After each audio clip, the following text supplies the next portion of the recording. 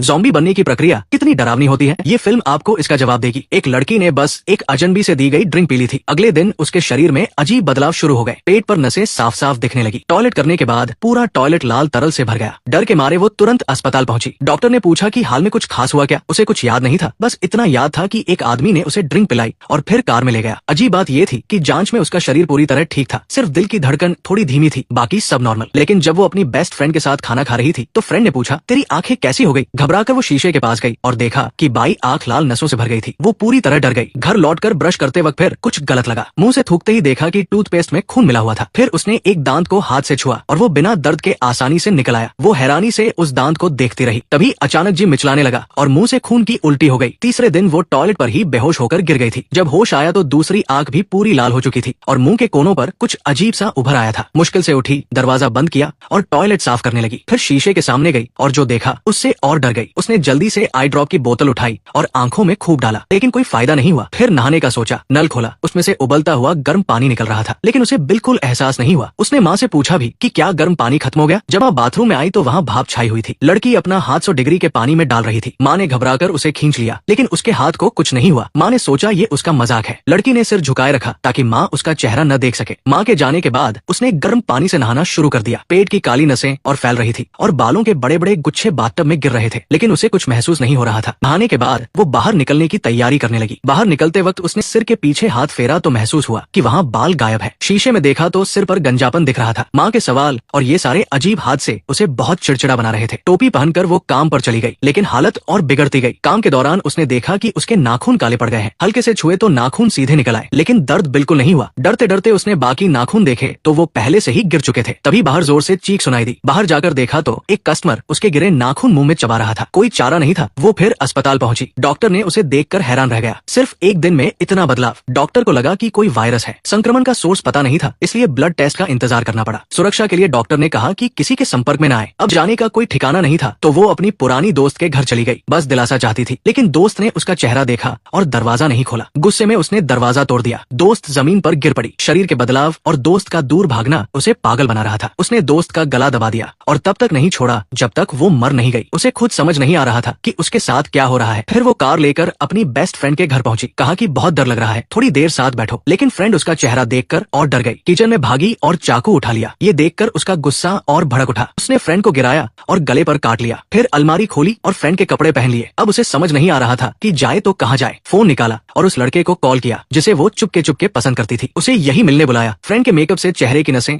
और मुंह का सड़ा हुआ हिस्सा छिपाने की कोशिश की ताकि बहुत बुरा न लगे। थोड़ी देर बाद वो लड़का आ गया जिस लड़की से हमेशा दूर भागता था। वो अचानक उसे बुलाए। उसे शक हुआ। कमरे में अंधेरा था इसलिए चेहरा साफ नहीं दिख रहा था। कुछ देर बाद जब वो बाथरूम में गया तो वहाँ फ्रेंड की लाश देख ली। इतने में लड़की कार लेकर बाहर निकल चुकी थी, बिल्कुल निराश और लाचार। रोते हुए माँ को फोन किया और कहा कि घर आना चाहती है। माँ ने उसकी टूटी हुई आवाज सुनी तो कहा कि गाड़ी मत चलाओ, मैं अभी आकर ले जाती हूँ। लेकिन वो ज्यादा देर तक संभाल नहीं पाई। दिमाग में माँ और फ्रेंड की मौत के सीन बार बार आ रहे थे। धीरे धीरे होश खोने लगी और कार की स्पीड बढ़ती गई। आखिरकार एक्सीडेंट हो गया। जब होश आया तो उसका बदलाव पूरा हो चुका था। लड़खड़ाते हुए कार से बाहर निकली और दूसरों पर हमला करने लगी। अब वो एक खून का प्यासा ज़ॉम्बी बन चुकी थी। दूर से माँ को आते देखा तो दांत निकालकर उस पर झपट पड़ी।